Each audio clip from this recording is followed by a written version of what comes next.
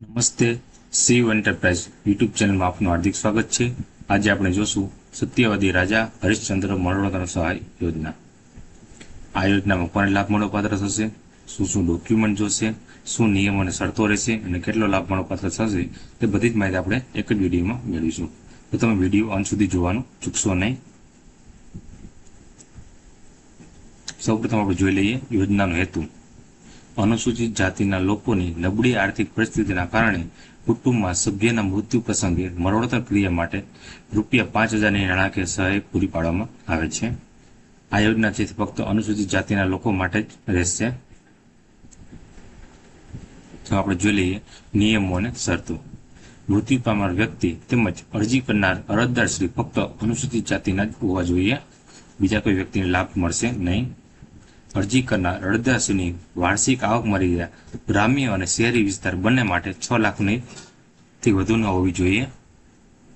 મૃત્યુના 6 માસની સમયમર્યાદામાં અરજી કરવાની થશે।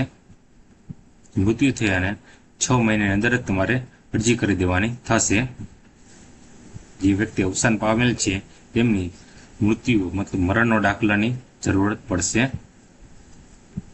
અને જે લાભ લેવાનું છે તે મરણ પામનાર વ્યક્તિના ઘરના કોઈ પણ એક સભ્ય લાભ લઈ શકશે, બધા લોકો લાભ લઈ શકશે નહીં। હવે આપણે જોઈ લઈએ કે શું શું ડોક્યુમેન્ટની જરૂરત પડશે।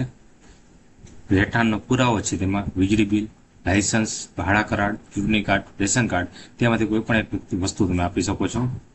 મરણનું પ્રમાણપત્ર જોશે, બેંક પાસબુકની નકલ જોશે, જે કેન્સલ કરેલ ચેક જોશે, જે અરજદારના નામનો જોશે, આધાર કાર્ડ જોશે, વાર્ષિક આવકનો દાખલો જોશે અને સક્ષમ અધિકારી પાસેથી મેળવેલ જાતિ કે પેટા જાતિનો દાખલો જોશે।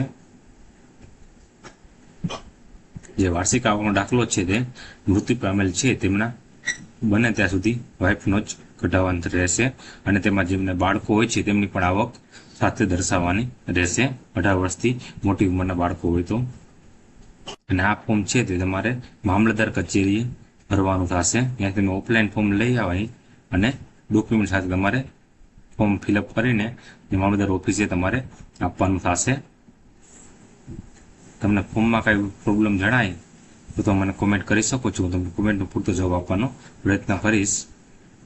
તમને મારો વિડીયો કેવો લાગ્યો જરૂરથી કોમેન્ટથી તમે જણાવજો।